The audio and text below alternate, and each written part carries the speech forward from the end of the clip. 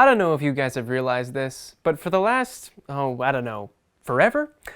It's been pretty hard, if not impossible, to get your hands on new gaming hardware. PlayStations are flying off the shelves, mostly into the hands of scalpers who raise their prices to exorbitant levels. Graphics cards are suffering the same fate, except many of those are also being kept by crypto miners who just want to cash in on the awesome performance gains that were supposed to go to us, the oppressed, the gamers. However, there are two shining beacons of hope for us. Two devices that haven't been swallowed whole by the crypto scalpocalypse that marked the beginning of this decade. So my question today is, which one should you buy? This one's gonna be fun. The first thing that needs to be addressed is that, yes, these are two completely different classes of device. The Oculus Quest 2 is a self-contained VR headset, and the Xbox Series S is a home console. However, they both play games with far higher detail than their predecessors, they both have some serious emulation chops, and they both have media streaming capabilities. First though, let's talk about the designs. The Quest 2 is one of the most beautiful VR headsets ever fabricated, but that doesn't make it perfect. For one, while I like the strap it comes with by default, many people don't, to the point that Oculus actually released a replacement for unhappy users. Second, the speakers on the headset are subpar, even for near-field headphones. I strongly recommend buying a pair of earbuds to use with this device. There is one controversial design element that both the Quest 2 and the Series S share, however, which is that the controllers use two AA batteries. This is a subject for which Microsoft has faced criticism in the past, but I actually agree with Linus Tech Tips on this. Every device with a lithium battery will be e-waste in 10 years. Microsoft shouldn't be criticized for releasing a device that won't have that problem, and neither should Oculus. For that matter, let's address the white elephant in the room, the color. I think white was the perfect move for both of these devices, and for the same reason. They released close enough to other products that the white color is the only way for some consumers to tell them apart, and it looks fantastic.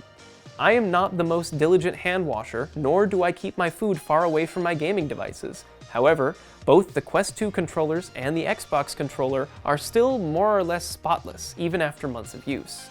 But enough of that. We know what they look like. Why should you buy one? There are two types of console gamer, and yes, for the sake of argument, we are calling the Quest 2 a console.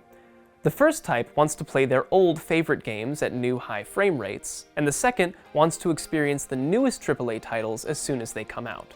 In either case, both of these consoles deliver. Let's start with the Xbox. Microsoft's commitment to making the Xbox Series lineup compatible with every previous Xbox game is remarkable. And the collection of classic games on offer gives the current generation of Xbox the biggest game library you can find outside of a PC. Funnily enough, the Quest 2 also delivers in this area, though not in the way you might think. Where the Xbox has a sizable library of old Xbox titles, the Quest 2 is a startlingly excellent Nintendo emulation device. Dolphin, which can emulate both GameCube and Wii games, has been natively ported to the Quest 2, allowing you to play these games in an emulated living room basically anywhere, no TV required. Other consoles can be emulated too, though it takes a little more tinkering. Emulation and classic games are all well and good, but what about the real meat of a console, the exclusives? What experience can each of these devices offer that the other can't? Starting with the Quest 2, I think the most important exclusive experience is movement. That might sound like a cop-out, but hear me out. Playing Superhot on a PC is fun because the mechanics of the game reward precision. Playing Superhot in VR is fun because you are what needs to be precise, not your mouse movements. Rhythm games like Pistol Whip and Thumper are at home on the device for the same reason people play dancing games with floor mats. Sure, you could just use a keyboard if you just want to hit the buttons the goodest, but physically playing those games just feels radically different. Other experiences are simply better with movement as well. The Walking Dead Saints and Sinners is a fairly standard survival horror game, but it stands out because of the oh shit moments you have when you round a corner and see 5 zombies that came out of nowhere. Golfing with friends becomes a whole new way to hang out when all of you are walking around, eyeballing your shots and flying around the map.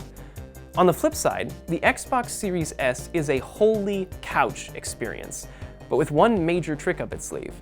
You see, I'm normally against financing purchases. It's a fast way to spend way too much on interest and have a depreciated product by the end.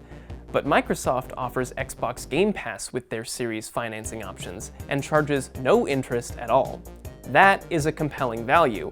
Game Pass is a completely different class of experience for gamers. There are many games I skipped when I was in high school simply because I was too broke to afford them.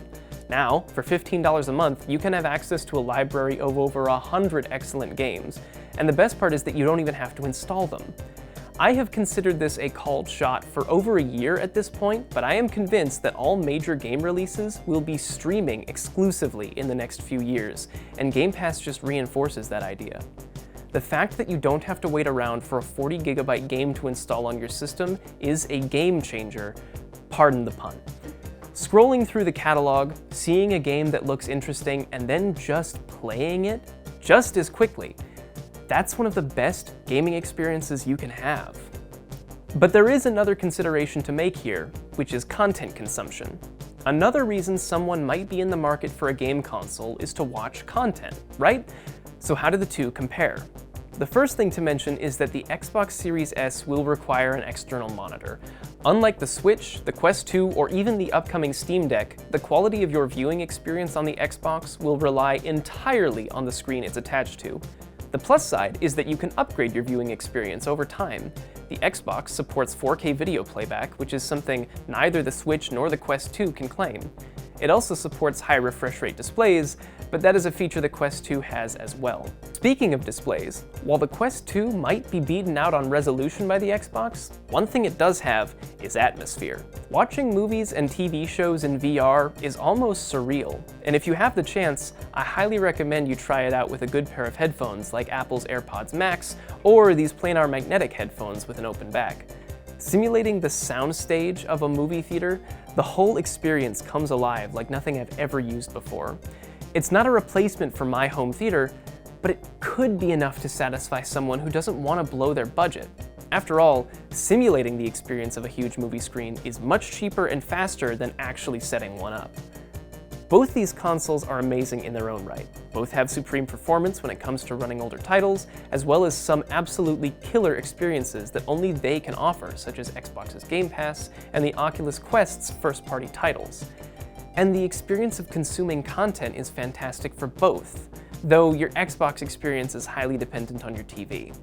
It's a hard time to be a gamer right now, but with both of these consoles in steady supply almost everywhere, all hope isn't lost.